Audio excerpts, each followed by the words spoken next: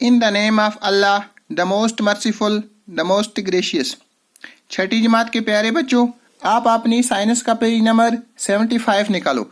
बेटा आज हम पढ़ेंगे 8.2 गेट ऑफ एनिमल्स, यानी एनिमल्स की चाल। जिस तरह इंसानों की चाल होती है ना, इस तरह एनिमल्स की भी चाल होती है कि किस तरह से ये चलते हैं, इनका मैनर ऑफ वॉकिंग, कि चलने का अंदाज। अब हम पढ़ते हैं किसके बारे में, अर्थवर्म। अर्थवर्म एक किस्म का कीड़ा है बेटा। देखो ये आपकी किताब पे दिखाया गया है, ये मिट्टी में होता है ज्यादातर ये कीड़ा। तो ये किस तरह से चलता है। Activity number 5, observe an earthworm moving on soil in a garden, gently lift it and place it on a piece of blotting और फिल्टर पेपर। कहता है कि अर्थवर्म को देखो जो कहीं चल रहा हो मिट्टी पे से, बाग में मिट्टी में से या मिट्टी के ऊपर से चल रहा है, देखो आप। Gently lift it and place it on a piece of the paper blotting और फिल्टर पेपर, कि इसको वहां से उठाओ, उठा के एक पेपर पे रखो, एक कागज पे रखो, फिर देखो कि किस तरह से चलता है और क्या करता है।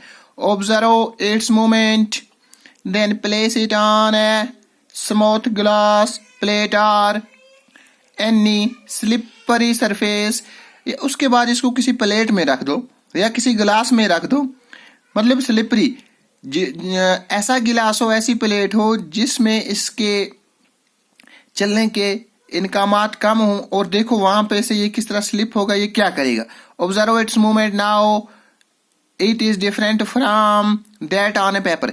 पेपर पे ये अलग अंदाज से चलेगा और प्लेट या कोई गिलास होगा उस पर अलग अंदाज से चलेगा, क्योंकि पेपर पे से चलने में इससे दिक्कत नहीं आएगी।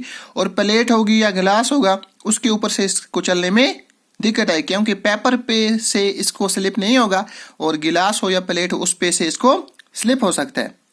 इन which of the above two surfaces do you find that the earthworm is able to move easily? इन दो में से आपको क्या लगता है कि किसके ऊपर अर्थवर्म आसानी से चल सकता है, गिलास के ऊपर या पेपर के ऊपर। ठीक, हाँ, हम ये आसानी से कह सकते हैं कि अर्थवर्म को अगर चलना हो तो पेपर के ऊपर से आसानी से चलेगा, पेपर के ऊपर से आसानी से चलेगा। तो अगर शीशा हो, शीशे के ऊपर से उतनी आसानी से नहीं चलेगा, क्योंकि शीशे के ऊपर चलने से इसको स्लिप होगा और पेपर के ऊपर इसको स्लिप नहीं होगा। आई ना बात समझ में बेटा। आज के लिए इतना, तो यहाँ से आगे इंशाल्लाह रहमान कल पढ़ेंगे। खुदा हाफिज़।